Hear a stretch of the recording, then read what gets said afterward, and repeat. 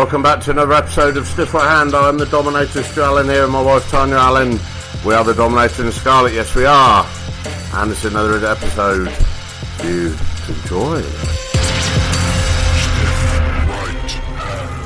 When he bangs old Tanya, he shoots a gallon. It's your podcast host. It's Big Stu Allen. Enough of that bollocks, thank you very much. That was a stupid intro. I hated myself a bit for that. Hello. Hello. How are you? What the fuck was that intro? Don't know, I was just gorming out. Listen, you need to try harder on those intros because they're either weird or stupid. Well, normally I've got a mini celebrity to interview or something, but we haven't had... Oh, you've just got ordinary, everyday old me. And then all of a sudden I caught myself off guard, realising the mundane fucking pedestrian nature of this podcast and how I need to probably put... Did you have an existential crisis? Yes, I did, and I need to put my back into it a little bit more, I think. I'm becoming lazy. Wow. I lied last week and said that we were going to be going up to war, but of course we're not. We're going up this weekend, which means... You did lie. I spunked my lot too early, which is often the case. But we've had... just come back from teaching a huge class at the Extreme Academy. Well, I was teaching. I was there. And, well, you say that, but I was actually going through some wonderful... No, you were doing some brainstorming. Oh, no, I was doing some brainstorming. I was also doing some old Billy Robinson techniques with Big John and Matt. And breaking stance, which is, if any of you haven't looked at the old Billy Robinson breaking stance techniques, Google them. Because they're very good if you're... in the world of MMA and someone's refusing to give you their head, some nice little techniques to take it. And so we were doing that. It's just something nice to be able to do with the bigger lumps who aren't going to be out there flying and whizzing around like a top like you. And I couldn't help but notice...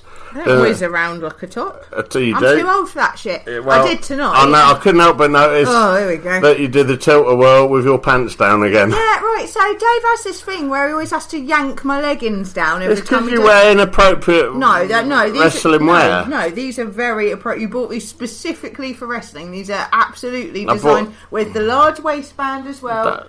People can't see this. Physical activity. I'm wearing the best leggings in the world. They are the best leggings in the world. Carlos on them. They've got Yvonne de Carlos, which is Morticia Adams to you. No, it isn't. It's Lily Munster. No, it's fucking not. Sorry, all you buff girls are the same to me. Oh. But, yeah. That explains a lot. Well, it explains... It does explain a lot. Yeah. But... Yeah, they're lovely leggings and probably a bit too good for wrestling, but they're not good enough because they don't stay up. No, they don't stay up when they're being yanked down and my arse is like fucking revolving around. It's hilarious. Well, tonight, like a carousel of bum cheeks. Well, the one was the other week. I had pants on today. I think you had pants on. I know, did Dave pull your knickers down as well? You pulled my knickers down as well, by accident. Well, it's funny because you're doing a tilt-a-whirl. Dave was spinning around like a helicopter about 8 times and then noticed... With just like my bare, naked arse. Tom's bare arse with him, man. And Dave turned into Nookie Bear and went all cross-eyed trying to fucking... Try not to look down my arse. Try not to look down your button. Try not to look down your fucking mucky tea towel holder. Right, I've been again tonight, but I had big pants on. So everyone just saw my knickers, and I noticed that everyone was either too polite or too scared to laugh. Well, there was a nasty element of naughty boys in the room tonight. There was Matt, me, Big John, and Big John's mate Ryan, who's a very, very, very naughty boy. And we were all standing in the corner. And all of our regular trainees. And then our regular trainees who have been good and doing as they were told. But it was funny because you were spinning around and all of a sudden I saw in slow motion your lily white ass coming out and then you collapsed on the floor in your pants and Ryan, who's never met you properly before out of a show scenario, he couldn't look anywhere. He's like, he couldn't find enough places to look all of a sudden. Oh fuck, I'll look in the corner. I'll look up there, I'll look over there. Shouldn't be looking at my butt. No, he's a very, very polite young man. Yeah. So, there you go. But well done, Dave. Say no to crack kids. Typical fucking Dave. But it was a good session, and we welcomed along our newest member of EWW, Josh. I can't remember his full fucking name. Joshua Zoke. There's a fucking Zuccarello Latoya. Fucking. No one can say his name. G'day, mate. It's Joey Axel to you. He's getting a lot of bookings now. He came over. Not to me, to them. Joey Axel to them. Well, I was talking to them. Not everything's about you. Yeah, you were looking at me as you were talking to them. It was weird. They don't know that. Yeah, it was confusing. It's all smoke and mirrors to them. They're all fucking bozos out there. They are don't know the fucking difference. bozos. But Josh, He's a bozo. Josh was recommended to me by a good friend of mine. That's Brett Meadows. No, not even before Brett. Graham, who was one of the FWW Academy lads. Graham Hughes. Yeah, Graham Hughes. He's moved. He's done a lot of. He's worked for us before, and he's done some. He's got Academy in New Zealand now. Yes, he has. And he recommended Josh to me ages ago, and so you've got to check this lad out, he's really good. And then since Brett, who's obviously got a crush on Josh, we all know Brett loves the long-haired boys with the abs, the boys with the abs, and the Alabama top hats. And the ute. Business at front, party at the back. Get in the ute, baby. Right, what's that accent? Let's have a little discussion about there's what all that sorts of things going on there. But it's not all about me and my accents. It's more about Brett's love of twinks.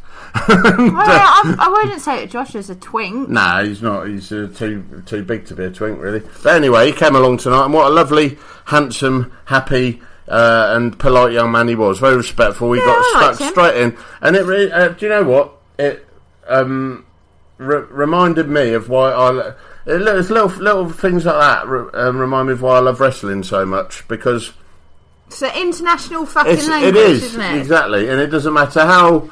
It doesn't matter who you are, where you're from, as long as you love me. Oh, sorry to that. It doesn't matter who you are, where you're from, as long as I can't get out of this. I'm in a Backstreet Boys circle of endless nonsense. But no, you all get on perfectly. You can literally introduce someone from any walk of life, and if you've got wrestling in common, and you're all there to do a wrestle and do a learn.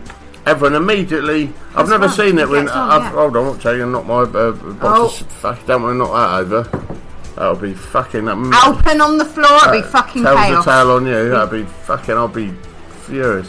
But it doesn't matter what walk of life you come from. If you're there to learn to wrestle, and we're all together, it's a very happy scenario. And I'm just babbling now.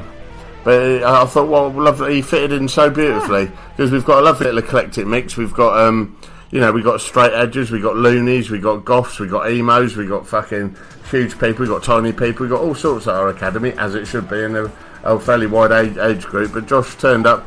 He's happy to muck in and learn and throw some new stuff in there.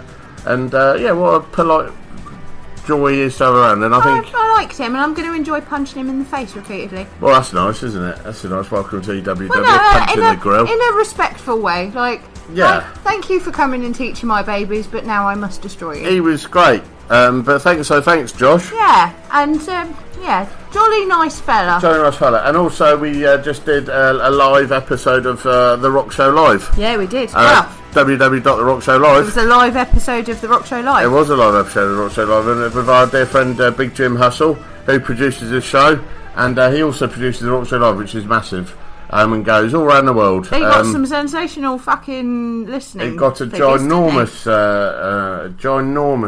amount of listeners, and we were on there doing, we did just do Operation Stew Tree, talking about our little expose, etc. But we were also talking about our, this show, and also our upcoming show on March the 24th. That bloody woman from the BBC keeps commenting on my statuses now as well. Really? She won't leave me alone. I'm not going to talk to you, BBC. No, well, we've got not just got BBC, there's 2 or 3 other tabloids contacted us as well, and they contacted me and said, I really want to talk to Scarlett. Well, I'm fucking sure you do, but it ain't happening. Because I know what they want to do. They just want to fucking open up all this shit again. Yeah, they don't fucking. And I don't think that we've got wrestling's best interests at heart. We need to deal with this in house. That's this is in house. This ain't going out anywhere else. And that was the one thing I know a lot of people were afraid of. And so I'm gonna. And the only people that actually want to talk to them are people that don't really merit a fucking opinion on the subject as well. So, sorry, I'm not going to talk to you about it. Yeah, that's exactly right. And I say the problem with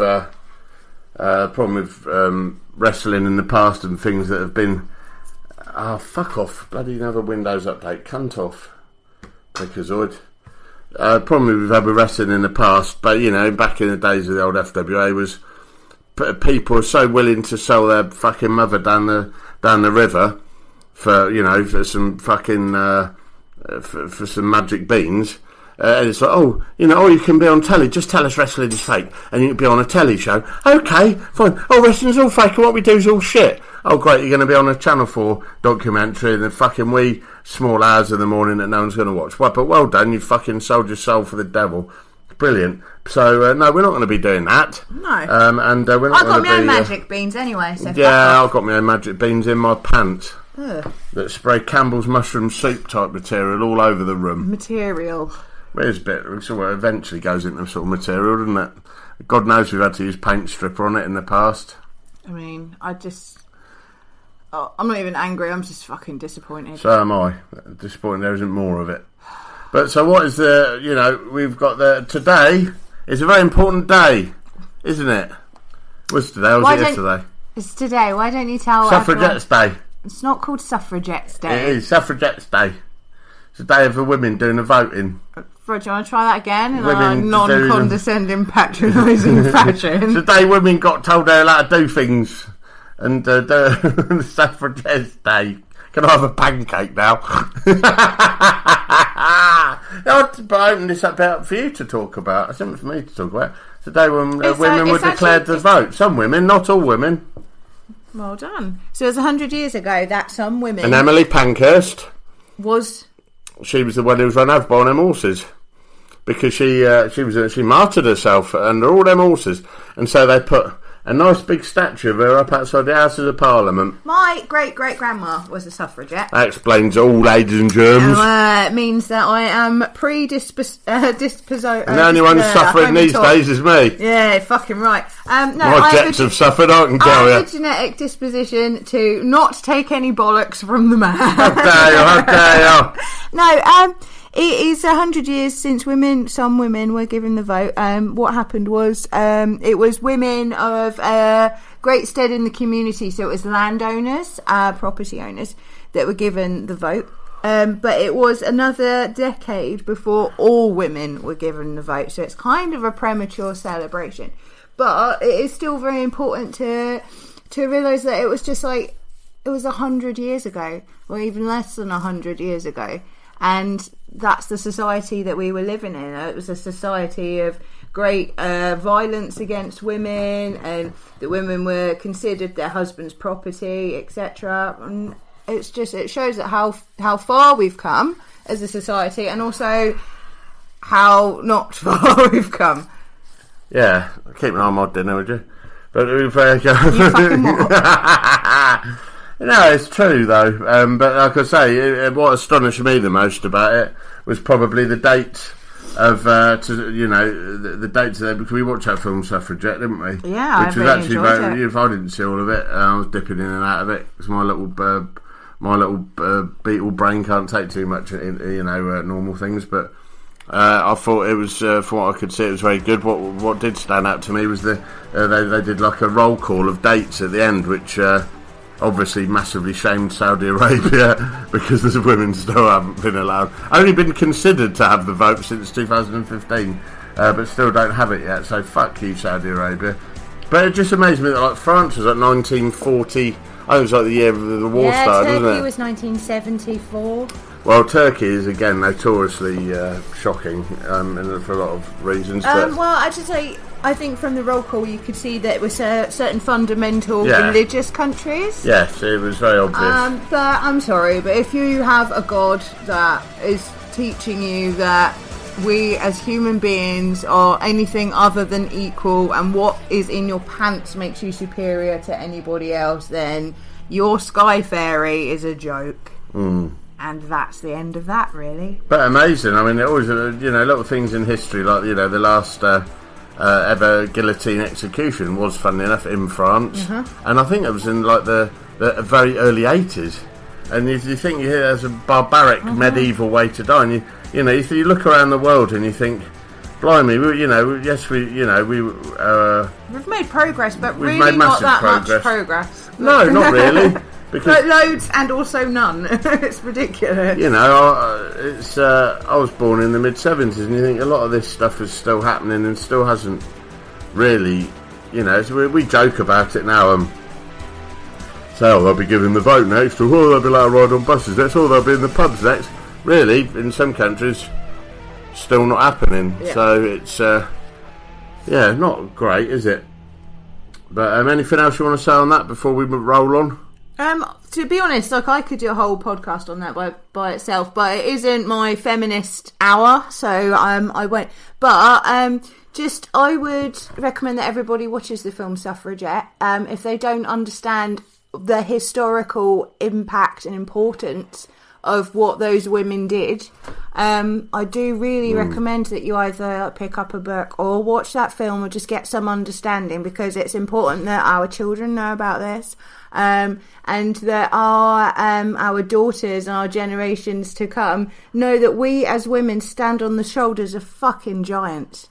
And we must so we must respect them, and we must always remember them for that sacrifice, for fighting, and for fighting so fucking valiantly as well. I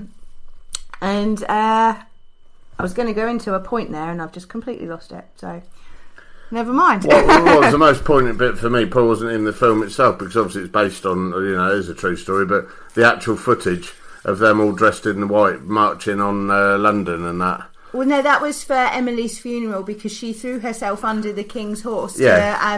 Because they wanted to, because the media were suppressing the stories, because the Prime Minister didn't want it getting out. Oh, was that footage of her funeral, wasn't it? He didn't want hysteria in the country. He didn't want more women picking up the cause. So what Emily did was she threw herself under the King's horse in the Grand National, because she knew the cameras were rolling and the King was watching. And then nobody could fucking deny that it was a struggle, and nobody could deny that it was something that the people were talking about. And all the women marching in white was actually suffragettes, just at her funeral, honouring her memory, because as you know, a cause needs a martyr, and she became the martyr. Yeah. So there we go. It's a hard-going subject. So it's a hard-going subject, and probably something we will talk about. Well, we will talk about it more. That's what I was saying. No, I've lost it. No, what? No, it's gone. Are you all right? What's wrong with you? I think that I'm hungry, and I've got brain damage. All right. Well, look, I've got a question here from Craig. Who's Craig? He's our Craig. Not the flamingo kid. Yeah, the very same. Has he sorted his legs out? Don't know, but listen to this question, would you? Fine. What's Time's view on walk-on girls and grid girls being banned from sport? Okay, so this comes with so you know what this subject is about with regards to the darts that you love so much. Tom's a big fan of the arrows. Fucking not. In one. I have fucking. You'll never go hungry with this Breville cheese toaster. Let's have a look at what you would have won. In two. Your face is fucking demented when you do that. Ouch. Yeah, ouch. In three. Something for all the family. Naked Twister. So what's Tom's view on walk-on girls and grid girls being banned? On this morning, Craig, go to fucking work. On this morning, they had a feminist and two walk-on girls that weren't happy because they've lost their jobs, which they chose to do because of extreme feminism. It all seems backwards to me. Then the next day, they have Kerry Katona getting a paycheck to stroll out in a bikini just to show off her body, just because she's been to the gym and lost a bit of weight. The irony made me chuckle. Is that irony or hypocrisy? Right, so isn't Kerry Katona dead? What? No. Oh no, I'm thinking of Jade Goody. Wow. But they're literally just like melded into one person in my brain. Okay, fine. But wow. So okay. Right, so first question, let's do this in a group. What's your view on girls and grid girls being banned? Right, I think that in any sport where women are trying to cut their teeth and fucking compete and get legitimacy for their sport, that they are an unnecessary fucking thing. I personally don't even like fucking cheerleaders. People are going to like kick off and say that there's a merit in it because of the dancing and athleticism. That's fucking fine. But what I don't like is pretty girls dancing on the side of boys playing their sport. Okay, because what fucking message is that? Like, that is, I don't even need to fucking tell you what that message is. It's fucking universally clear. I fucking hate it. I don't think that in a boxing match or a UFC match you need a fucking little dolly bird holding up a sign that says number 1. Like, we can all count and we can all listen to it. What about Debbie McGee with Paul Daniels? That's different because that's is like... it though? No, that's artistry and she is lending to his act. Because that's a different thing. She's not there presenting, oh, look what he's doing, he's a rabbit. Well, no, she's handing him stuff, and she's not walking around in her fucking pants holding up a number, is she? She would be if I'd have been with her. No, but and that's also what the grid girls are doing. So whilst it's like, it's a shame that we have progressed in society that models now can't do that as employment. It's not a fucking feminism issue. It's an issue that we have progressed, and that perhaps it's just not appropriate anymore. And perhaps it's more appropriate to have grid people or grid kids or mascots. Oh God, let's not go down that route. But why not open up those jobs to people that want to get into that industry rather than people that are just there because they're pretty in it and they can stand there in a bikini, right? Do you remember when because I fucking hate them. I hate ring girls, and I always fucking hate ring girls because I hate them because you know where I'm going with this. We've got a good story coming up here, folks. I remember when this show used to be funny. Go on, tell us your story. Right, so I just don't like it. I don't like it in wrestling because I think that. Do you want to? Do you want to tell the story? Come on, P-brain. Just don't let me distract you. You're fucking distracting, trapping off. You're just distracted because of my bare chest. Trapping off. You're just distracted. You can't get your eyes off my pecs, love. Oh, rippling they are. Yeah. Oh, fucking hell, pec shuffle. Anyway, so it is in Germany.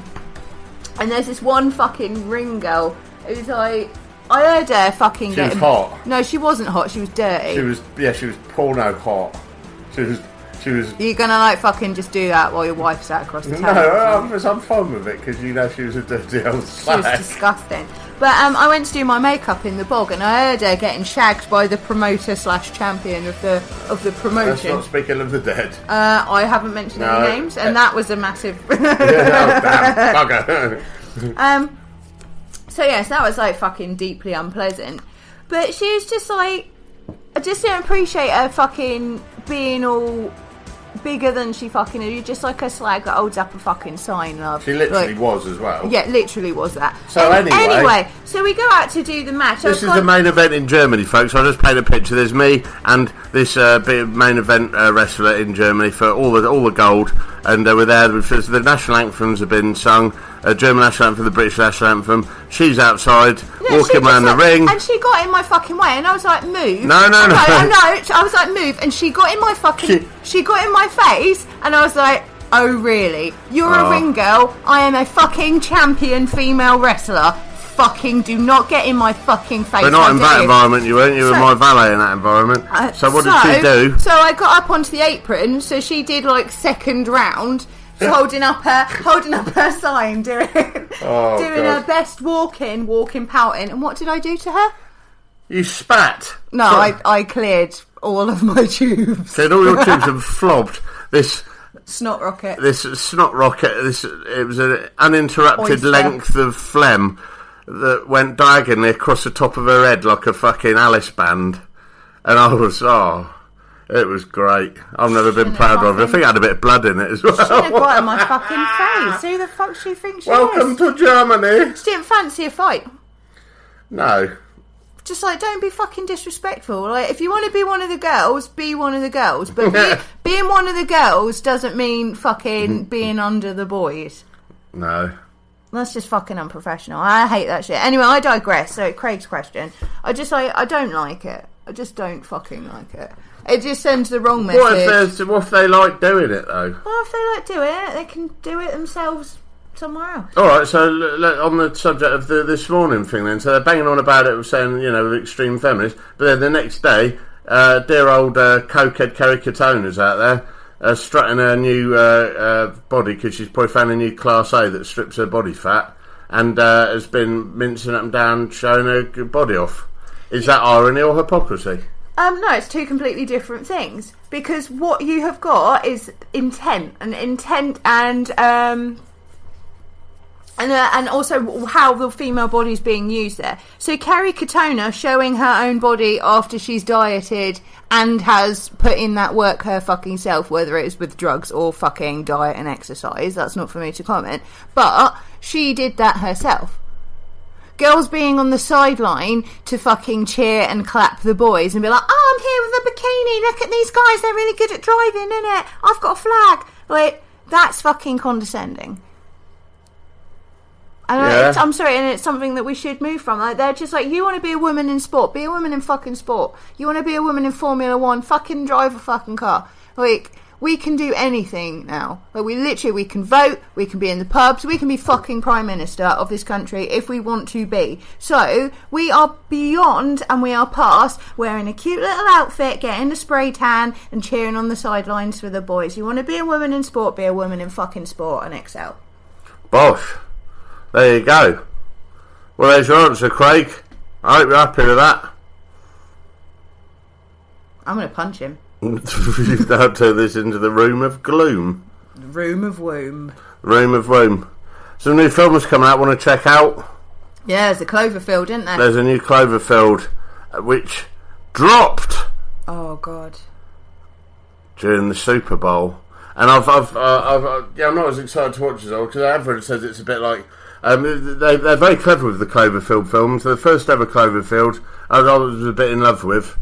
All they did, they just showed the head of the Statue of Liberty being flung across the fucking Manhattan skyline, and then no one knew what it was. Then 22 Cloverfield Lane came out, which was really clever, which was a claustrophobic thriller, but with all that Cloverfield shit going on outside that you never really got to see, but you're aware of it.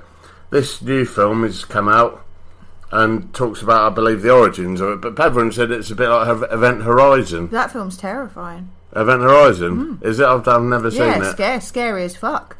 Oh, right, okay. Yeah, it's really, really scary. Okay, well, I know for a couple of people, one being Phil, said it is exactly like Event Horizon, but it was a good popcorn film. And I think it's quite short, so hey, you might check that out tonight. As Yeah, it just like appeared on Netflix, didn't it? So what happens with the fourth one? They're just going to chuck it in through your window? Yeah, there's another one. I don't know if you've seen the trailer for, called The Autopsy of Jane Doe. Oh, I have seen the trailer for that, and that looks pretty scary. And there's another one called The Black Coat's Daughter, which is another one, looks absolutely awesome.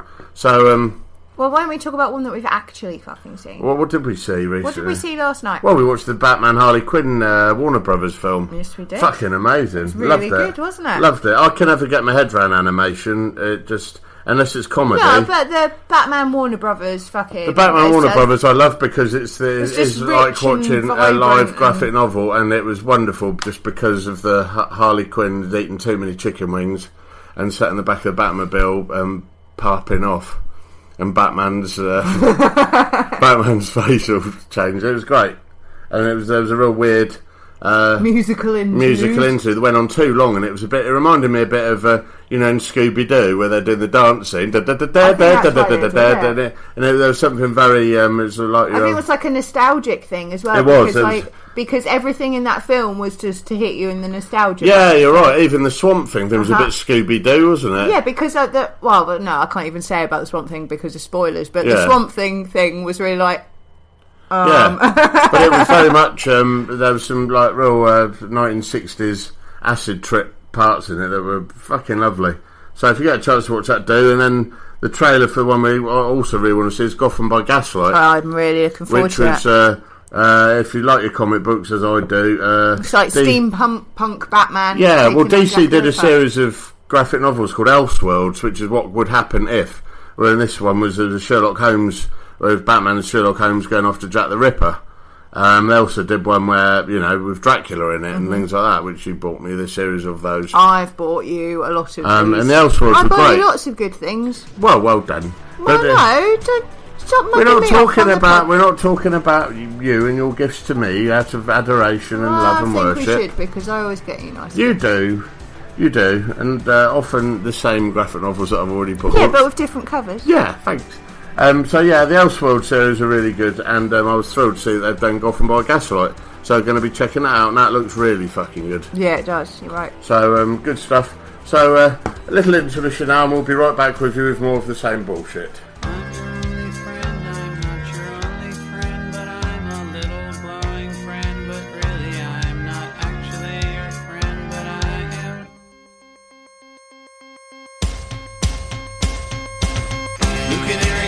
By the light switch, who watches over you? Make a little birdhouse in your soul, not to put too fine a point on it. Say I'm the only bee in your bonnet.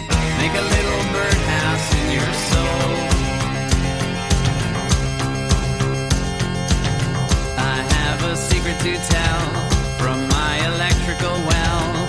It's a simple message and I'm leaving out the whistles and bells. So the room must listen to me. Filibuster vigilantly. My name is Blue Canary, one note spelled L-I-T-E. My story's infinite, like the Longines Symphony. It doesn't rest. Blue Canary in the outlet by the light switch. Who watches over you?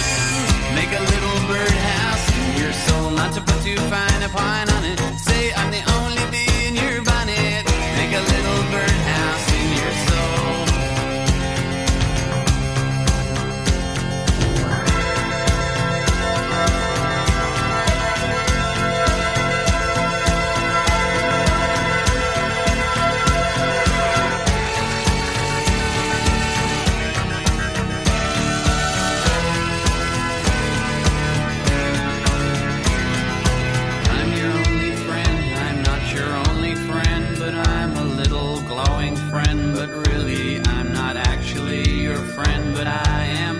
A picture opposite me of my primitive ancestry, which stood on rocky shores and kept the beaches shipwreck free.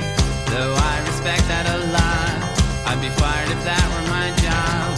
After killing Jason off and countless screaming Argonauts, new bird of friendliness, like guardian angels, it's always near. Blue Canary in the outlet by the light switch, who watches over you? Make a little birdhouse in your soul, not to put too fine a point on it. Say I'm the only bee in your bonnet. Make a little birdhouse in your soul.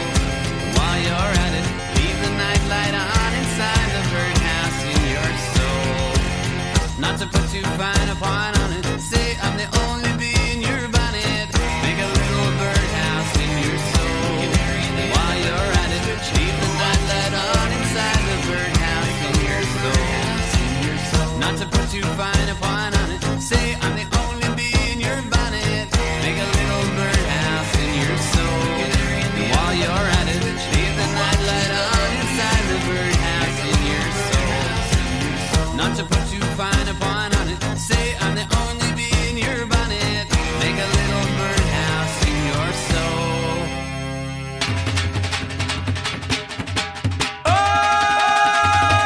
Giving you your weekly dose of a kick in the nuts, this is Stiff Right Hand.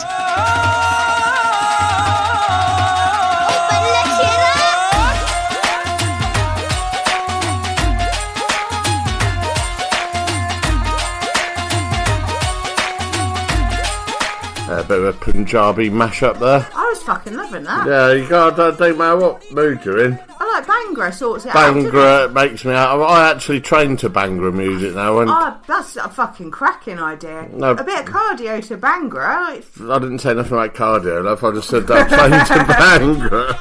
No, but no, I do. When Dave's not around to be my training partner, Bhangra it is. Because it's don't matter how shit you're feeling, that shit wakes you up.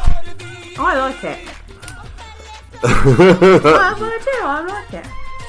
Late review. Yeah. I don't know what I was going to say. Yeah. Did you see Donald Trump going up the steps of the aeroplane? I did. Well, I only saw it when. You saw it as a GIF, probably. I saw it as a GIF that RuPaul retweeted with a comment about when your wig's only half snapped. It's incredible. Which is pretty funny. It's real footage.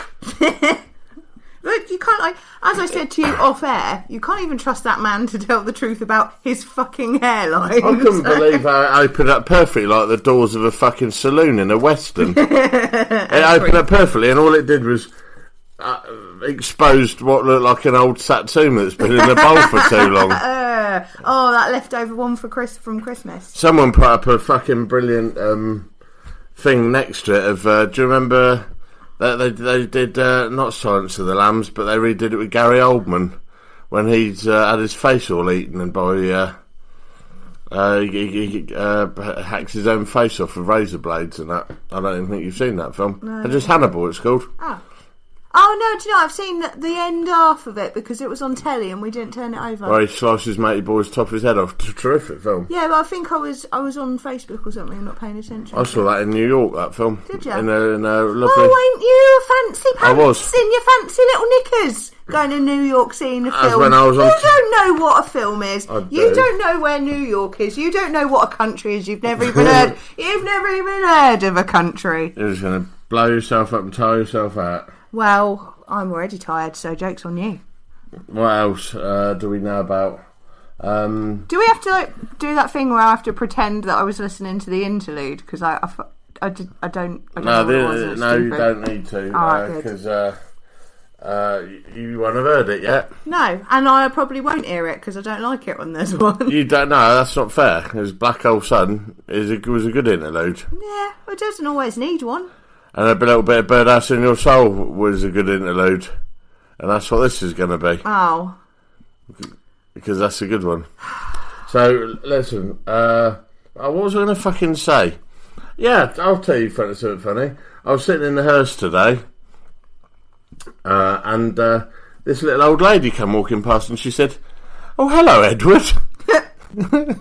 Edward Towner is my boss and he's like 20 years older than me. And, "Hello, Edward." And I thought, should I tell her I'm not Edward? And I thought, this is never going to happen to me again.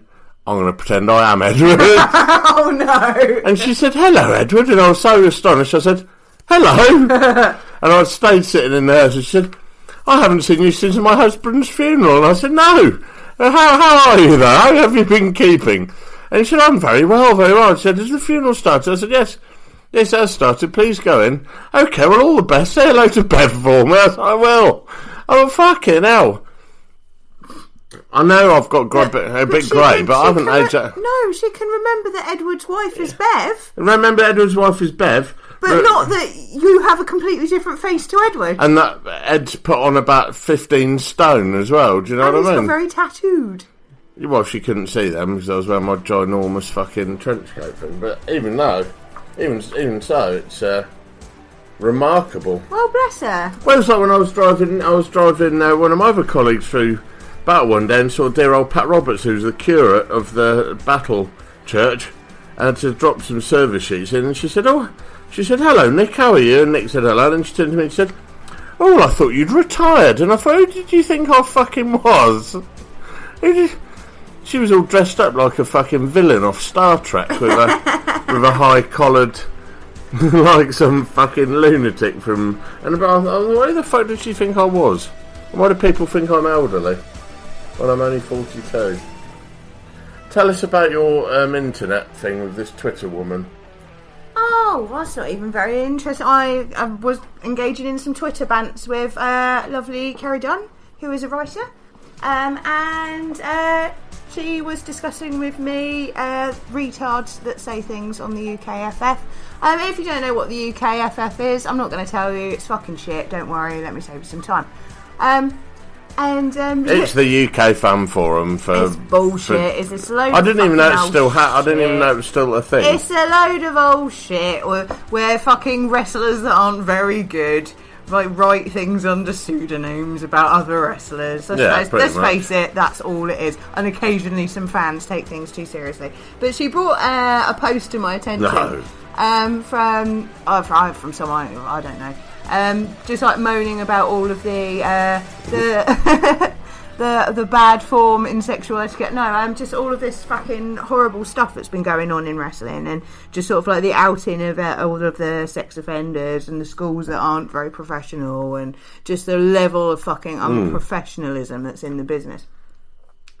And basically what it brought down to was this fan just going, stop fucking complaining about abuse because you're ruining wrestling for me. Well, I thought your wrestlers are nonsense, mate. Oh, I'm sorry. Soz, Soz that somebody like fucking sexually assaulted a fucking trainee and now they can't work in the business anymore. I'm sorry, it must be such a fucking inconvenience. That's what I'm saying. I'm so sorry, mate. Let me give you a full refund. That's what I'm saying. Someone who's just shut down a sweatshop in Taiwan with loads of 5-year-olds making footballs is spoiling football for everybody. Yeah, basically. Isn't it? Basically that. And anyway, it broke down into us using sexist slurs, but like making them about guys. So just stuff like men shouldn't go out with unprotected fucking heads, because if they're not wearing a helmet, basically, if I smash their fucking head in, that's their fault for going out with that helmet on.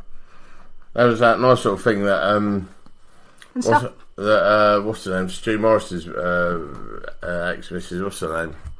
Max. Max. Yeah, she shared that thing today that you said last week, in fact, about the friend zone thing. Doesn't exist. Yeah. It doesn't exist. Yeah. And there was a guy on there, bullshit. No, the friend zoned up, like, you can fucking... This is literally how you fucking purge people from your life, like, which men are good and which men are bad.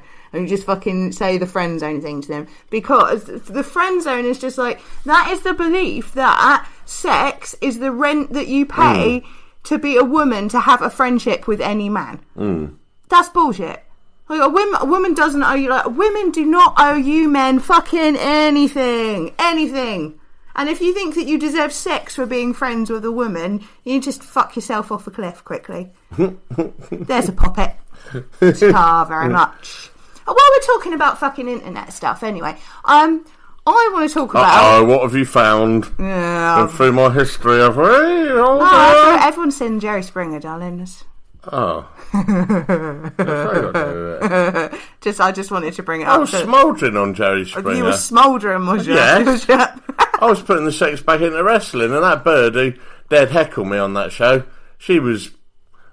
pants were bare around her ankles. I said bare. Like what the street people say. Oh. Are you an urban youth now? Yeah, I am.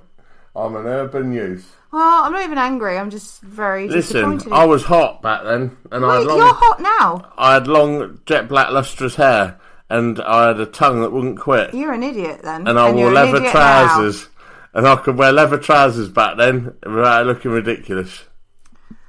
Did a bit look ridiculous, if I'm honest. But there we go. I mean, are you all right? You're doing all right. Me and Alex Shane were having a proper gay off who could look the most gay on that show. Well, I think it was personally, I still think it was a draw. It was a close run thing, but Alex still won. No, it was a draw. Oh, damn. And that's all she wrote. No, I was going to say... Anyway, thanks for bringing that when I was relevant. Carry on. Oh, you're welcome, baby. Good old 1999. Oh, was it that long ago? Yeah. Never mind. Carry on. What were you saying? I was going to say about when we were talking about social media and shit and stupid fucking cunts on social media. I was trying to sell some stuff on Facebook the other day on the Facebook Marketplace, and you're just like literally won't believe some of the stupid fucking ass questions I got. Really? Like so. Oh, this stupid. is brilliant. This is yeah. I did a whole Twitter feed about it. Shit. Shall I find it? Yeah, I'll do a song and dance and distract the readers. Go. I mean, I should have been prepared, but, you know, now everyone knows that this is completely on the How lucky can one guy be? I kissed her and she kissed me. Like the weatherman said, ain't that a kick in the nuts? Ba-da-ba-ba-ba-da-da-da-da. Are you done yet? No. Oh, shit, I can't think of any more songs. No, I'm just, reading some of these great puns that I was busting last night. So, hang on, keep going. So yeah, well, I don't really know what else to say other than I apologise for this. I've got it. Yeah, here we go. So shit that I was so I'm selling some vans. Well, obviously we're moving abode. I mean, yeah, so we're in context. I mean, that would have been a better link. Well, yeah, no. Well, no, to put it in context, we are moving house and we're downsizing. So therefore, got a shitload of stuff we need to get rid of. And go ahead. So, I've done this listing, right? So, I'm just going to tell you some of my favourite fucking stupid ass fucking things that people said to me. So, I've done a listing, a couple of pairs of Vans, worn them once or twice, whatever. They've still got their boxes, they're a nice nick. whatever. I don't want to be packing and bringing all this stuff. So, okay, for sale. 2 pairs of Vans. One's Nintendo, one's Disney Villains, size 6. Okay? So, like, the messages come in. I get one that's like, will they fit a size 7? Like, no, that's size fucking 6. My personal favourite was, my feet are the size of a Sky Control. Will the Vans fit them? What? Like, imagine using the Sky Control as a fucking gauge. Imagine not knowing what shoe size you are. Was there another fucking one about fucking... oh, yeah, my daughter's 12 years old. Will they fit her? Standard feet. There was just like loads of... I like the fact that someone in their living room had gone round, what can we get? What can we put our feet against? That someone else was like, oh no, Sky Control. Sky Control. You should have replied with that with, sorry, I haven't got Sky. No, I would No, they fit the size of 2 DVD controllers and a Mars bar. Oh, fuck. I should have done that. Have you got any fun-size Mars bars? It's 8 fun-size Mars bars. Oh, shit. Why didn't you do that? Because that's just funny. And in the moment, I was furious. I was so angry. I was selling like a bunch of costume fucking jewellery. And one of the messages I got about that was, so it was like, jewellery bundle, some nice bits, some rings, some watches, blah, blah, blah, this amount of money. Are you selling this for money or is it free? Wow. Oh, why? Are you okay, mate? Are you selling this? Are you selling this for money? Or is it free selling? Or is it free? You fucking cunt. Jesus. What the fuck? What else? There was fucking loads. There was just so many. I'm trying to scroll through this thread. People are so stupid. It gives me a so fucking headache. Stupid. So stupid. I was just like, why are these people I've just had to stop looking at the thread. It's just made me angry. Yeah, but I was just like, and it always fucking happens. It's like, oh, we're collection only from Battle, blah blah blah. Can you deliver it? Yeah. No, I had that. I'm trying to get rid of that fucking 6-foot wicker screen. And that stupid, that fucking wicker screen's been travelling all around fucking East Sussex this week, and that silly bitch still hasn't got it. And then, oh no, sorry, I'm not available. Now, you fucking cunt. How much is that wicker screen? Oh, 15 quid. Would you accept 2 pence? Yeah. No! Yeah. No!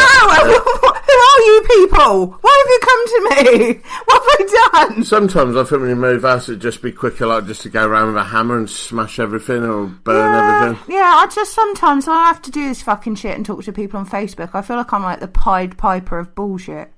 Yeah, I don't really want to move. I think we should just go and live in the fucking van out the back with the goat. Just put everything in there. I've got a problem with that. Yeah, I thought you would. Yeah. It's because I'm going to have sex with the goat, isn't it? It's because I'm going to cook the goat. Oh, no! How could you say that? Oh, we got to eat. Oh, I've got to fuck. Well, let me cook it first. No! No, consider it seasoning. Just so you know, no goats were harmed in the making of this, and I'm not fucking or cooking the goat. In case we get any complaints. Yeah, the vegans might come after. I'm shocked at you. What? You're a mean woman. Anyway, guess who's back this week? I don't care, but tell me anyway. Not you. Little man Dan. Is he? Yeah. But was he gone? Yeah, he was gone. I didn't even fucking notice. He was gone. He's been gone for like 2 weeks. Is he 2 weeks? He's gone for 2 weeks and I didn't even notice. Yeah. I feel like he's not pulling his weight on this podcast if I haven't fucking noticed that he wasn't even here. Do you know what I have noticed hasn't been here? Who? Cunt of the week. Oh, yeah, we haven't had a cunt of the week. No, we never have one. We had one cunt of the week and that was it. Nah, we've had several cunts of the week and I can't think of it. Don't know anyone who's been enough of a cunt for me to call them cunt of the week. I'll think of something. I did see a tweet just now that made me laugh, actually, talking of cunts. Fucking someone put up a tweet about how Ligero's wrestling on that 5-star wrestling and said, oh, he looks really unnerving with his Union Jack mask on. And I thought, fuck me, you ought to see the cunt without his mask on if you think that's unnerving. I mean, It would be horrible if somebody insinuated that they knew something really fucking awful about him right now, wouldn't it? I mean, it'd be really awful if I just suddenly did a link about sexual offences and misconduct in British wrestling whilst we were talking about him. Oh, yeah. I mean, I'm not going to do that, but if I did... It would be wicked of you to do that. Yeah, it would be wicked. I mean, it would be like saying that we know something, but we can't say anything. Oh, yes. Yes. I mean, imagine if we did. I mean, we're not doing that. But you can't do that. You can't do that. If we did do Imagine that. if we had some dirt and we had some stuff we were going to say. Yeah, I mean, it's not like he tried to check up and find out if we did have it. No. Oh, no, he did. He did do that. Did he? Yes. I mean, just like in imagination land, of course. Like we're not obviously saying that because that would be very, very naughty. And with that, I think we should go to... Oh, now you want to know Little Man Dan, don't you? You're not doing a segue around here, I was segues. I was doing comedy. Segues? Listen, I was doing some comedy, Don't go and find your thesaurus to find out what segue means. You're a fucking segue.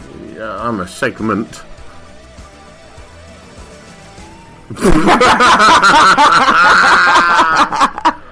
What? You're a fucking idiot. Yeah, and you're a idiot. No. Oh, hey, Mr. Tangerine, say for me. Oh, hey. Why did you do that? What? Why did you go all Bob Dylan? Because I was Are singing, you having a stroke? Hey, Mr. Tangerine Man, save a seg for me. Because of segments. Yeah. Oh. What was you saying? I mean, it's just like, I find myself suffering with depression. What's that to do with me? Listen. What? Here he is with the wrestle wrap up. No, let me do it. Go on then. I don't want to do it. Little Man Dan with the wrestle wrap up. Little Man Dan, he's going to do a say. Little Man Dan, he does a talk, and you're going to listen to what he does say. And I didn't even realise he was gone.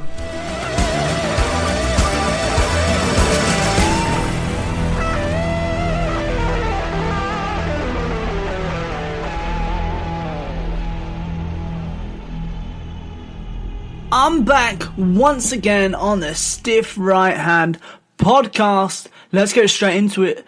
We've seen a bit of a Booker T Corey Graves feud happening at the moment. Is it a work though? Well, Dave Meltzer discussed the situation on a recent installment of Wrestling Observer Radio, and Dave Meltzer believes that Booker T really doesn't actually like Corey Graves, but also indicated that the whole situation could be a work, because you may have heard that Booker T has challenged Graves to a match at WrestleMania.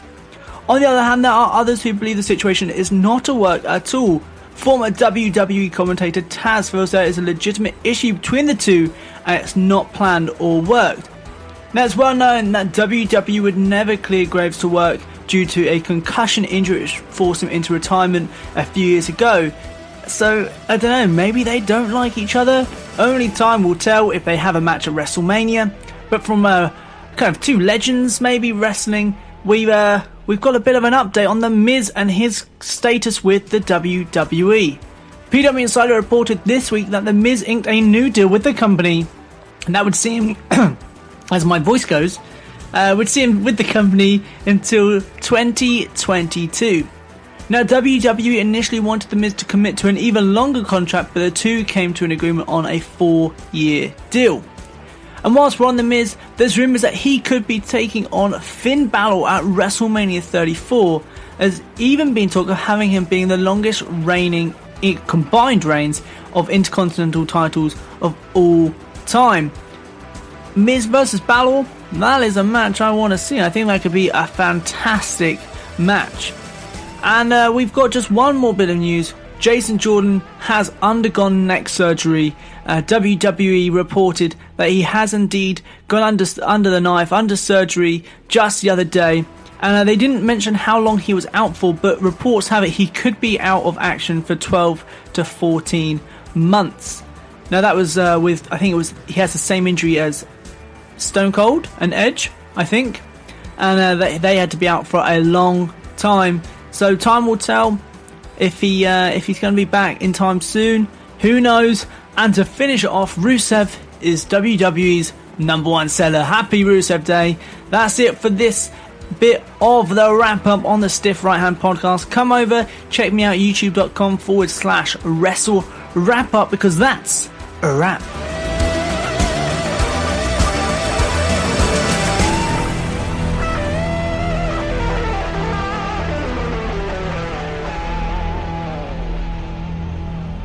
it's the man that you fear, getting right in your ear. This is Stiff Right Hand. Right, I'm back here in the room of doom. We're stiff in the room of doom, even. Stiff Right Hand. Back at you, live, like a shark with needs. And I'm here with one of my first ever students from the Hastings Extreme Academy of Wrestling, Mr. David Hobbs. Good evening, sir. Dave's here. Dave wrestles for EWW's Awol. Since he's started training with me, he trained with me, well, I say I hear you're here. You trained with me back when we were all starting this nonsense, back in, the wife's just come in. The wife's here. Ignore me. Adding to the shambolic fucking... Things flying everywhere. Shambolic fucking Beverly Hillbillies nature of the show. Right, listen, we're moving house and everything's everywhere and I can't bear it. But anyway, on with the Awol. I can't bear it, so I'm going to nullify the pain with a nice glass of wine. No, it can't help but notice me. I can't help but notice me and Dave don't get shit. Get your own shit. Well, there you go. So anyway, as we were saying, Dave, you were the first student, along with Tanya, in our old academy, which started at the Hive. So what were your memories of that, getting into it all? Getting my arse kicked every bloody week. That was memory was. Getting my arse handed to me every week. But you were, like I say, you got into the job late, didn't you? Really, because like you've me and you've been mates now for quite a few years, and we started out as training partners. Used to come pick you up before you started working with us, and we'd get down there and start hitting the gym and both training heavy and trying to give our best to be meatheads. And then you admitted to me about your love of the wrestling business. Oh, that's true. Yeah, that's true. That is. I was always wanted to be a wrestler for many years, but there was nothing around in Hastings or local area to do it. And you said, I think you said it in the gym. I said, I'm going to open up an academy, and I was like, oh yeah. I said, oh damn, I want to do this. So, yeah, do it. So if you're a bit worried, you're a bit worried you're a bit too old to start. Yeah. I mean, you're only a couple of years younger than me, but like I said, at the time, you're in your sort of mid-30s. Yeah, it was about 30, 32. Yeah. 32 I started. And I thought, a bit too old to do this, but people said, doesn't matter. No, it doesn't matter. And like I say, you look at Diamond Dallas Page, for instance. He didn't get into the job till he was in his early 40s, and look what he's done. You know what I mean? But like I say, since then, just from being a fan, you used to come and watch our shows with us just as a mate, didn't you? You used to come along to our shows in Herne Bay, and for the Phoenix venue, and then of course you got into teaching at the Hive, which was entirely different because it was just me, you, and Tarn. Yeah. In that fucking horrible... wet, dingy, damp... Well, it was a dingy old fucking... literally a dungeon, wasn't it? Even the bucket that caught the fucking leak had a fucking leak. You had a leak, yeah, didn't it? How much depressing. Used some person's top to mop up the water. But a lot of the people... A lot of the people who train with us now in our lovely Plush Fighting Tigers gym don't realise how it all started. And of course, I had the Extreme Performance Academy, we called it back in the day, back in Oxford. And starting it down here, I literally had to start from scratch. So it was just you and Tarn bashing 10 bales of shit out of each other. That was week in, week out. Well, like I said, Tarn had already been on the circuit a couple of years, but I realised she was no fucking good. Yeah, I was well shit. And only really good at doing spots and being a spot monkey. And so she always said to me, no, I'm good enough. And I said, well, you're good enough to do... No, I never said I was good enough. I just didn't realise how shit I was. You said things that are even more arrogant than that. Now they're true. Yeah, well, you basically didn't agree that you weren't shit enough. But I said to you at the time, there is no point me trying to coerce you into coming to learn how to wrestle properly with me, the way I learnt from Adrian Street. I said, the only way this is going to work is if you come to me when you're ready, because I could have browbeaten you till I was blue in the face and said, come train me, so I knew Dave was ready to come training, but I needed a partner for Dave as well. And then eventually you're like, look, all right, yeah, I need to start from scratch. So that's what we did. And the three of us we started on the Sundays, didn't we? Did we do some? No, it was a weeknight. No, was it Thursday? Friday, yeah, Friday night. So we used to spend our Friday nights in that horrible cold. Fucking hell! I mean, it floor like this. It was, and in a lot of ways, it was like because that's the argument I had with fucking Scott Hall. One of many arguments I had with Scott Hall at WAW when he said to me, "Hey, I heard you guys didn't even have a ring," and I was like, "Well, that's not entirely true, Scott." I said when I was at Skull Crushers, I was. There was just fucking 3 ropes and a wooden floor. Yeah, but that was Adrian Street, man. That was Adrian Street. He teaches technical, and I'm like, well, I fucking teach technical. Just so I don't do technical. That's because the Dominator no one wants to see the Dominator doing drop toe holds and reversals. But I teach the way I was taught. And like Adrian always said to me, if you can bump it. If you can bump it here, for anywhere else is going to be a pleasure. And he didn't fucking agree with it, and I'm like, well, how many students you knocked out, Scott? Do you know what I mean? So there we go. That was because he took your teaching at the face value of you and Jonky instead of actually what it should be, which is me and Dave. Well, he should have looked at, because Scott always used to say to me, she used to piss me off, oh, listen to her, she knows what she's doing. I'm like, yeah, I taught her, you fucking bellend. Do you know what I mean? And it's like fucking, if you want to look at my teaching, look no further than Scarlett and Awol. Those are my 2 initial students. Do you know what I mean? Yeah. So, but like I say, so that was how it all started. And then I remember, Dave, you always were a fan of the World of Sport stuff, weren't you? Yeah. That's what you were brought up on. Brought up on the World of Sport, Johnny Saint and all that. So were your favourites? Stevie Gray. Steve Gray was the Steve Gray. What was the other one? I can't think now. There's quite a few. Well, I remember you said Johnny Kincaid as well. Johnny Kincaid, Danny Collins. Yeah, Danny Collins, that was it. Yeah.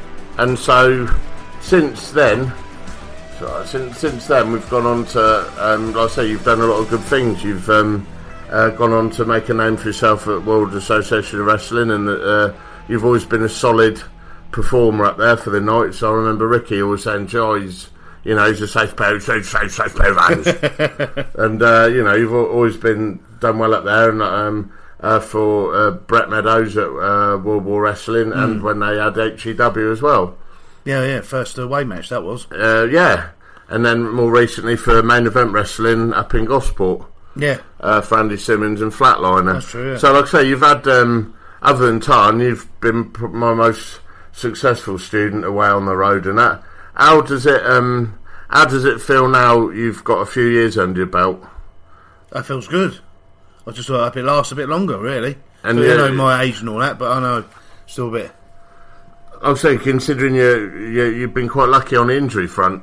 Yeah, that's true. You cursed it. Yeah, touch wood. Until recently, touch wood. I haven't done any really serious damage to myself, but a few little minors. What was the worst one you had recently? It wasn't wrestling related, but it was gym related. What did you fuck recently? I don't know, being fucking Pele'd in the eyeball was pretty terrible. Oh yeah. Wrestling training went wrong. 101. That was dear old Dean doing the JBL number, wasn't it? Listen, I told you it was wrong, and did you listen to me? No. And now look at his pretty little face. Well, he'll kick straight in the eye. Now, what did you? Oh no, you tore your fucking. That was it. The Christ. Your groin. Yeah, the Well, no, you actually did tear your fucking the groin muscle. Yeah, that was which like Christ Almighty, the bruising. Bright purple, isn't it? Yeah, bright, yeah. But I've never seen internal bruising that that went from the knee up to the groin. Yeah, that was groin. Yeah, but it was fucking nasty, man. Well, it sounded like a gun going off, didn't it? In the training. Jesus Christ! Well, that was just training. That was. And you knew it was bad, but then, like I say, it went snap, and it snap, crackle, and pop when we were teaching. How's your groin now? It's fine. Good. It's good now. Groin. So talking balls. Talking bollocks. So, what's probably been your favourite experience so far? Be it EWW, because I say you held a title quite early. Yeah, that was. Holding the St George's title. Winning my first ever belt. And like I say, you won it. You know, you won that pretty early on in your career, really. Yeah. All things considered, it took me fucking years for someone to put a belt on me. But I remember that night when we told you it was happening. It was really nice because we had Roy and Zach Knight. Oh yeah, the hooligans down. The hooligans down with us that night, and then we told we all have my little Paulie Dangerously. Welcome to the dance fucking speech, which we always do. And then we told you what was happening, and you had a little quiet, tearful moment. And yeah. I remember it was Roy. Roy came up to you, didn't they? Yeah. And Zach, and we're both like, of course, it's so lovely to see people that still care that much about the business. Yeah. And it made me emotional. That did. I was like, oh, he deserves it. Yeah, but it was. It was lovely to see. Yeah, absolutely. It was lovely to see that the job, even through the nature of it, still means so much to people. Do you know what I mean? And that was nice. And it was nice that the Night Boys saw that. But what about that night with Scott Hall and Lisa Marie? Tell us the story, Dave. I think we went to the Cherry Tree pub or something afterwards. It fucking was and all. Like, trust you to remember it in names. Cherry Tree pub. We went for pizzas. It's a pub. Of course, you're going to remember it. It was the first TV show that the Knights put on, wasn't it? Yeah. And then we went to the Cherry Tree pub for pizza and all that afterwards. And then we went, we better go and. Can't remember. We stayed at a hotel or something, didn't we? We were fucking ruined, man. Yeah, it was in Mercure, wasn't it? And then Scott all come over, hey, can I have a lift? I was like, all right. And then Lisa Marie piled in and some others piled in. And then we went, where are you going? Hers Hotel. It's Aaron Frost, because I tried to have a punch up with him in the back of the yeah. And Marie as well was in the car. Oh, Lisa Marie was in there with John Key trying to show her his nuts. Yeah. And Marie as well. Who was trying to give me directions. Oh, yeah, Marie. Oh, dear old Marie. And then... John Key had his dick out. And then Scott Hall tried... The best bit of it was... Scott Hall goes... Is this guy a cab driver? Does he know where he's going? Does this bald motherfucker know where he's going? But then when we got... He was literally mithering you. Yeah, but the best bit was that we'd managed to get... It's like, fuck your DDP yoga. We managed to get Scott Hall off the wagon. Yeah. Real fucking quick. Are you the gimmicks guy? What do you mean, Scott? What sort of gimmicks? What are you talking about? Gay chicken is a gimmick. I played gay chicken. And that was a draw, really. No, I don't know. We both felt each other's stubble rasp against our own faces. Oh, yeah. I just remember looking at Dave and being like, nah, I need to go. I was going, what? Oh, fucking hell. I got close enough to smell his nice aftershave and his boozy old man breath, and I was like, this is happening, isn't it? Yeah. It's happening. So I made the most of it and got my tongue right down his throat. He didn't want to make of it, did he? No, he was like, hey, baby doll. So yeah, but the best bit was when he got back to the hotel and tried to pay you. Yeah, I said no. I wish I fucking said it now. And then how much do I owe you, bro? And Dave, being the gentleman that he was like, no, it's alright, mate. I'd have fucking ruined him. I'd have fucking rinsed him. I wish I'd done it now. Yeah, and then which one of the roster did he fuck that night? I can't remember. Anyway. Well, one of them was there for him, and then one of them was there for Doug Williams. Whoa! Happy days. Oh yeah, I remember sitting there waiting. So what about the last time we were up there? You had quite an interested old time in the locker room. That sounds gay, doesn't it? With Johnny Kincaid. Oh, that was amazing. How good was that? Oh yeah, just sit there and just listen to him. It was like a father figure, just sit there, just listen to his stories. He was a bit like, I said to Tanya, it reminded me a little bit of like an English version of Muhammad Ali. He does, yeah. He's got that smile and pride. Yeah. He's so proud, isn't he? Yeah. And he puffs his chest out, and he was just reciting those poems from memory. Oh no, I can believe that. It was so sharp, but I found him utterly a fucking gentleman. He was charming and so mesmerising, helpful as well. Just genuinely, he was just really chill. Let us do our jobs.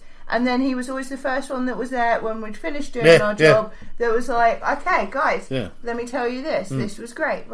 And if he had any questions or anything, or wanted any suggestions, of just like, it would turn into a backstory. It would turn into a little poem. Oh, when I did this. What a fucking great guy. Yeah, exactly. Charming, wasn't he? And I was a little bit put out that Chick has snubbed us and abandoned his children.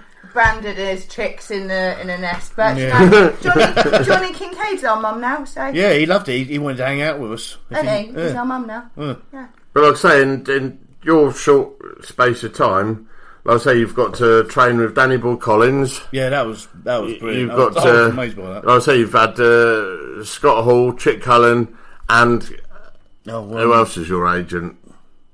Jason's been our agent. Yeah, like I say, that's the top name. Jason Cross, that's the top names in the business. Obviously, Johnny Kincaid as well. Chick, and Johnny. Most recently, you were in the ring with Jodie Fleisch and Doug. Yes. Well, and Mr. Anderson. And Mr. Anderson as well. Yeah, of course. Mr. Anderson, a tag match. So in actual fact, your wrestling CV in your short space of time you've been doing it's pretty awesome. Well, yeah, I'm pretty amazed, Think about all the names that you've been in there with in this short space. So what was that like going on with Ken Anderson? I didn't actually get to wrestle him, but you're in a 6-man with him. 6 man. I can't really remember now. No, it was you, Barry, and little. Dayman. Who Yes. Who the hell's Barry? Do you mean Gary? Ah, yes, the unknown man. It was Sonny Smasher was on. Sonny Smasher. Sonny Smasher. I done did the. I done did tags. I did on my owners. So yeah, but he was full of good advice, wasn't he? Oh yeah. He took over really for the whole match really. Keep it simple. Yeah, just kept it simple. They weren't, some were trying to put everything in, and he said, "No, just keep it simple. Just keep it simple. It's fine." Yeah, he's a good guy, and like I said, that's what about your match with Doug? How was that? 'Cause obviously, I was nervous, but at the beginning because it was Doug Williams and Jodie, and I was like, but the match, I enjoyed it. It was a cracking little match. It was a good match. Yeah, kept it simple. They said keep it simple, and it was fun. I just said it reminded me a little bit of a Batman fight scene from the old 1966 show, and featured one of the finest blade jobs I've ever seen. So well done. Oh Christ, yeah. I said to because it was the end of an era for the Children of Eden, which was our biggest faction that we've ever had, and I said to Dave, it was Dave and Liam, and I said I wanted it to go out with a bang. So thankfully Dave stepped up to the plate because Liam was wafting it around. He'd have had as much chance fucking cutting himself open with a fucking spoon. Paper. Silly cunt. Paper cut. So he fucking done a little mark of Zorro on himself, which has done absolutely nothing. And Dave's done a full-on Ric Flair 1982 Crockett-style blade job and come through the elevator upstairs with it pouring down his nose. Tom was going, I've got someone clean it up. No, take a camera, get pictures. But that was I had to close up a fucking wound. His head was talking, not from his gob. Yeah, it did look like a fucking. Did look like he was shot in the head. From the photo, didn't he? The dark patch on the forehead, like I've been shot. And it's just like, it's all very nice to get pictures, but I don't want them to die. How does it feel as well, being because of course we've got our our new generation JWW Academy shows, of which you've just recently done the first one in December, but we've got a whole run of them coming this year. And you're fucking G.I. Joe muscled up fucking comic book character. Yeah. And so you've been quite vocal in getting the guys to get to the fucking gym and try and get themselves bigger, and you found that important. Oh yeah, I brought up watching WWF when it was then, Ultimate Warrior and all Hogan and all that. They were like big muscle bound guys, and I thought you got to have some sort of physique because you got to be larger than life characters for the punters. Really, you got to be like a real life superhero, and that's what. Well, you've got to train to be who you are. Exactly. Your character. Turned up 10. Yeah. And that's the thing, a lot of the guys now, it's like, just watching that WWE, the 25th year anniversary thing, I couldn't help but notice, like, you look at fucking Miz, and everyone's going on about, oh, you know, he's the next big thing. Like, he looks like a fucking third grader in there compared to some of the bigger guys in there next to Roman Reigns, and he looks like a child. And I'm thinking, what the fuck are they doing? I don't understand. And everyone raves on about what's that lad? You know, Finn Balor. He's a tremendous worker, but he looks like a child. Yeah, he just skin and his bones. Physique. He looks like absolute fucking. He looks like he could get his head caved in. You can't tell a story with one word, just like you can't paint a picture with just one colour. And for a wrestling show, a wrestling promotion, you need all of the colours, all of the words, all of the sounds, all of the textures. So you need the big guys, but as much as you need the big guys, you need the little guys to make the big guys look big. Good, yeah, but they, unfortunately, in this occasion, you're missing the point entirely, because the big guys, they're getting beaten by the little guys, and it's making the big guys look shit. That's my point. Well, and what if the little guys are fucking exceptional talents? Yeah, but they're not, though. Body, surely.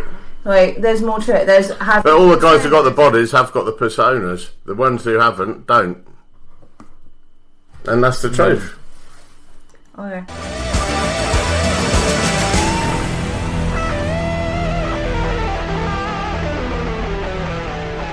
You want the truth? You can't handle the truth, you cock jazz. This is Stiff Right Hand.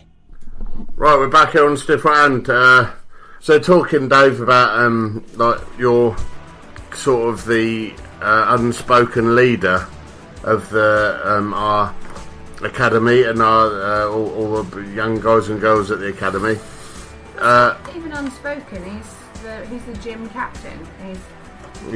Quite enough of you contradicting me for an evening. I'm here to call you out on this nonsense. Well, we're just talking about the fact that I think it's important to look the part when you're a wrestler, and I have to say that because I do. But my gimmick has always been really important. You know what I mean? My gimmick and my look has always been important. I've had a stronger look than than most people in British wrestling, and I'm not suggesting for 1 minute that everyone looks the same, but don't you agree that it's important that you don't just work on your wrestling, but you work on your physique as well? Yeah, it's true. You do need to work on yourself. You're your own person, really. You got to promote yourself. You got to show the people. You're your own agent, aren't you? That's it. Yeah, your own agent, and you don't have to be some 10-foot wide guy or something. But if you've got some sort of definition on your body, you've got to look like you can have a fight. Yeah, because what we're doing, regardless, I know it's some people call it performance art. I think it's still. It's still very much a fight, isn't it? What do you think, Tan?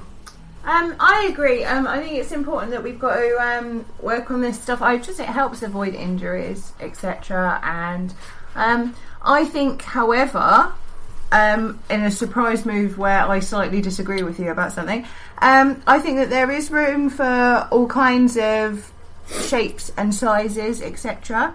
But I think that everyone should be their own shape and size to their best ability, if that makes sense. Yeah. Just like all the girls in the business shouldn't have diva bodies. Like, there's room for the bigger girls. Yeah. There's room for athletic girls. It's much more prevalent when you see the girls, and when you see the girls in the WWE, that they all look like carbon copies. They all look like fucking cardboard cutouts of one another. Can I ask you a question directly about that, though? Does that make you give more of a fuck or less of a fuck? Less of a fuck. There you go. I'd rather see the big girls. Yeah. And I don't mean jacked up girls. I'd rather see the big girls, like your fucking Klondike Kates or your even for instance Sammy Baines. Or what's that lovely Scottish girl, Viper.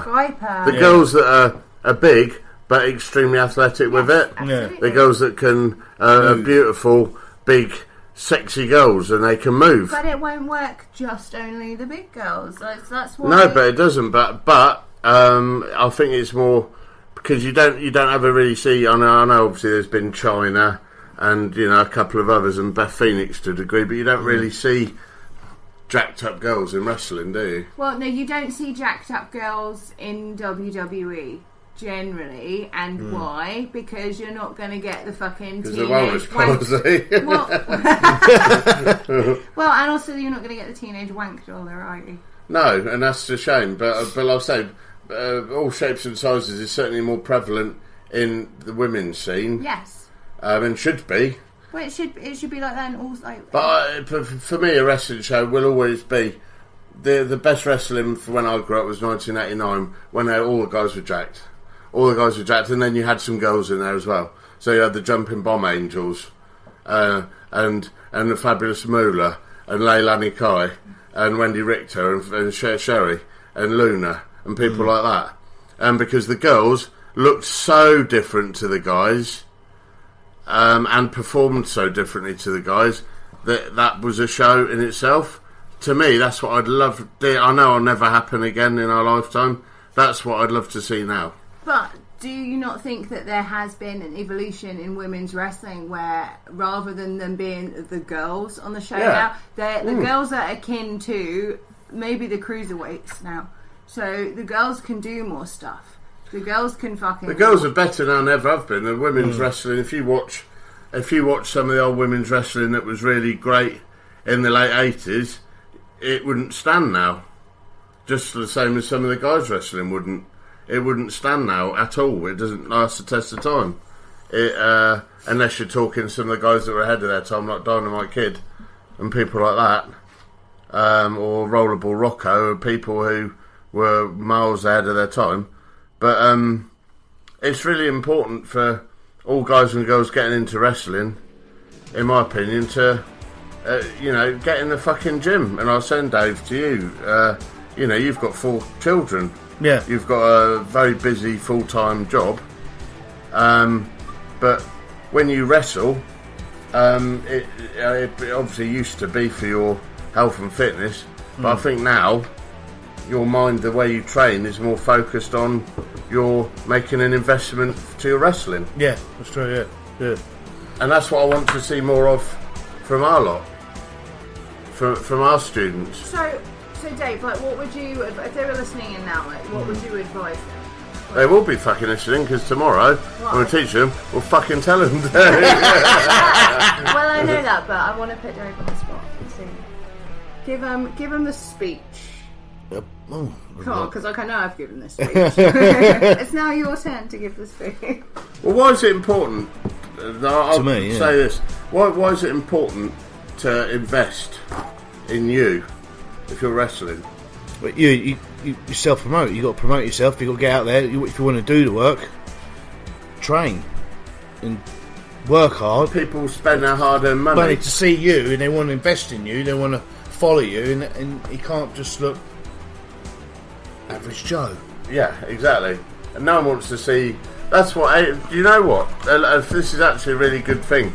A lot of people say to me, "Why did you?" Because I had the opportunity to go to 2 or 3 different wrestling schools. One of which was the Monster Factory, run by Larry Sharp, which is where I believe Triple H in China came from.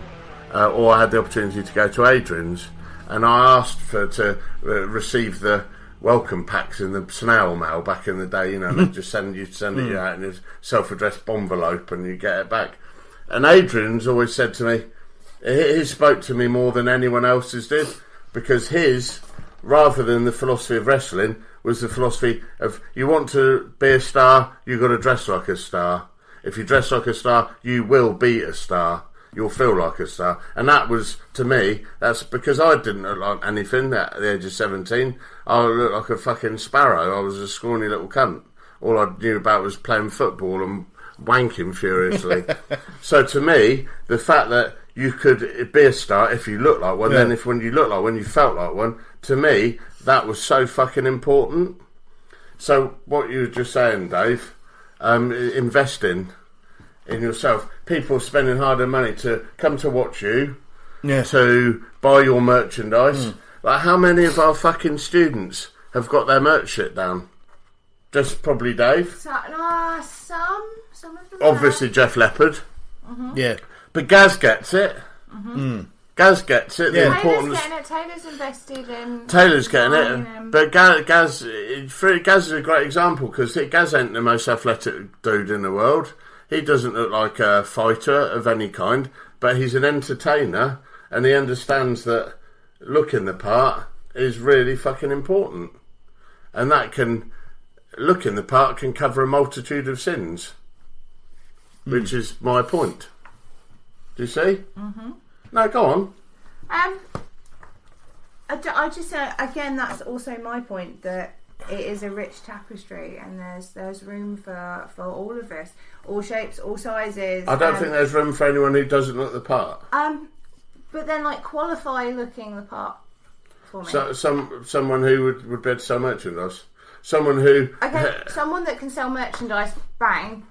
Perfect, absolutely perfect. There's no room for our fans. No room in the business for anyone. Our fans are casual fans, right? Because you need to be able to. You have a limited window on a show. My window on the show is maybe 15 to 25 minutes. Right, you need to know everything about me. And that's just the interval. Push them out there to sell the t-shirts again. But no, just generally everyone's got one match, right? So you need to, that's your snapshot, you need to be memorable. I want that to translate into people coming to see me on other shows. I want that to translate into buying my t-shirt, buying my merchandise, buying some posters, waiting around for an autograph. I want them invested in the brand. I want them to know what's going to happen next in the story. And then next... But going back to Adrian's philosophy again, is you don't want to look like, who wants to pay to come and see the boy next or girl next door? Nobody. So our fans are casual fans, right? Because everyone knows smarts don't spend money. They don't. None of you smarts do. You're all pricks. None of you spend money. Bastards. Yeah, you're all spend fucking money on spend money on Kleenex and belt them on off over fucking Dave Mastiff, Mark Haskins, or whatever. But you're sitting on. Jimmy Havoc, gone. What, mate? Do wag Jimmy Havoc. Yeah, but I like Haskins and Havoc and Mastiff. I like all those guys. It's just brilliant. Even though they're internet darlings, I do love those guys. Do Will Offspring. Will Offspring. Well, you got into my fight. You're a whore. But that sounded like Lisa Marie. Made out of hair, but it looks like a phone. Why does that guy... Why does the big guy keep answering the other guy's Why does the guy keep answering the other guy's head? Because he's got a telephone. On his head he's got a telephone. On his head he's got a telephone. On his head he's got a fucking telephone on his head. For any of those who are listening, this is Newsnight. Thank you very much. But no, it's what are we talking about? But yeah, our fans are the not smart variety. Not as in they're stupid, but they're not the smarky fans. But they're we do create fans, but they're casual fans and they're fans who spend money. So, therefore, I don't think that they would spend money on people who, just anybody, and I don't think just having gimmicks is necessarily always good enough. I think you've got to, if you're not as competent as you could be in the ring, you should make up for it in other ways. Absolutely. So, if you just show muscle and no gimmicks, then you need to learn gimmicks. Everyone needs a thing. Everyone needs a bit of personality, a bit of swag, a little bit of that thing that makes people want to watch you. I don't know how you quantify that. You can't teach it, but it's certainly fucking you've got it. I'd do a bit more than your average. I think I'd do a bit more than blow me and trumpet, put myself over. I think I'd do a bit more than your average promoter by not only teaching them, but giving them the guys gimmicks. Yeah. Now, I'm not saying they all work, because they don't all fucking work. The guys who, you can only give them so much. In fact, you came up with your own, didn't you, Dave? Yeah, the AWOL gimmick was because you're a fucking party pooper. Yeah. It's because he was called AWOL because he never used to turn up to the pub when he was with his mates there. Yeah, that was true. He was gone AWOL. He goes, Where is he? Fucking AWOL. He's obviously turning up tonight. Well, he was. Oh, he's gone AWOL again. Fucking lying in a pool of his own fucking spunk in some alleyway. So yeah, but he wasn't raped. Because he was raped. Fucking hell. Dave, hold on. Hang on. No. Why would you be lying in a pool of your own spunk if you'd been raped? What sort of world of rape have you been involved with? I don't know. Nothing on it now, but listen, it's important. Let him answer a question. It wasn't a serious question. Let him answer it anyway. Well, look, we've hijacked Dave's interview anyway. Let's be honest. No, I want him to answer it and then one more because I've got a question for you. But answer it first. What's the question? Oh my fucking Jesus! Okay, so how did you fucking draw the AWOL character? Well, the AWOL character was from when I used to go to a pub in Hastings. Oh gosh! Fucking hell! Go on, crack on. And I used to say, "Are you coming out tonight?" Yeah, I'll be there. Yeah. And then later on, even is Dave turned up yet? No. Oh. And they go, and then the following week it'd be the same. And they went, "Oh, I think he's gone AWOL." So then they used to call me AWOL all the time. And then plus I used to do World War II reenactment, and that's how I crossed the two together. I thought, well, we'll use that. AWOL military, yeah, use that. I was saying we filmed a lot of stuff with your Jeeps. Yeah, you know, and the old Jeeps with all your goons who you drive around in your tanks and bits and bobs with. So no, it worked really well and it was good. And like I say, but you understood the importance of investing in yourself. Yeah, you want the people to remember the match you was in. You think, oh man, that was amazing. I want to see it again. Yeah, I want to come again next time and see what happens next. Mm. And then they follow you, and you get the trust from the crowd and exactly. But like I say, you've always, even though like I say, you've got you've got you've got more kids than Genghis Khan. But, even though you've got a lot, you've got a lot of commitments and you've got a busy life, you've still made time to go. Yeah, you've made time to invest in yourself. Yeah, and I think personally, it's really important that you help me fight the good fight and tell all these kids to get on the Decker and Zesta. Other steroids are available. Not by me, I have to say. But listen, is there anything you've got to want to say before we wrap this up? Yeah. What's your favourite onion and why? Are there any other sorts of onion? Spring onion. Spring onion. Red onion. Red onion, shallot. Shallot. Pickled. That's pickled. Yeah. Oh no, that's more of a way of dealing with an onion than an actual kind of onion. But white onion. White onion, yeah. Brown onion. There's a few. So listen, that was a nice little impromptu interview there with our man. Well, with half of it cut out. Yeah. Well, that's because you fucking. It's because I am not taking this bloody rubbish anymore. I'm rising up. Listen, it's been a good episode this week. We've laughed, we've cried. Listen, it's been emotional. Stop doing wrap-ups. You always jump into a wrap-up. You haven't done any proper content. You need cunt of the week, and you ain't done it. We ain't. No, we've done loads toots. This has been well over an hour's worth of content. Toots, and it better be Dave. It's you. And we need to come up with a decent cunt of the week because. Dave, who's the cunt of the week? Do you fancy a game of hide and seek? No, fuck that shit. It's cunt of the week. He's getting good at dad noises, isn't he? Oh, just a little grunting. Yeah. Like off the top of your head, who's the cunt of the week? Cunt of the week. I don't think there hasn't been a cunt of the week this week, and there's nothing that you can force upon us. Dave to pick one. No, there isn't one. There is not one. I'm gonna wrap this show up now. You're not gonna fucking stop me. Do you know what? I'm ambivalent to onions. That makes you mad, doesn't it? Say good night to the folks. Good night, folks. It's been lovely to see you. Thanks for being here for episode 23. We've got an interview next week with Nova from ECW. You have been promising I suppose Mike Bucci. He's coming on. He's coming on, and I did have something else I've forgotten. But so there we go. So it's been real. Good night, Tanya. And to the rest of you, don't go mad. Love you, goodbye. Now get out. All the best.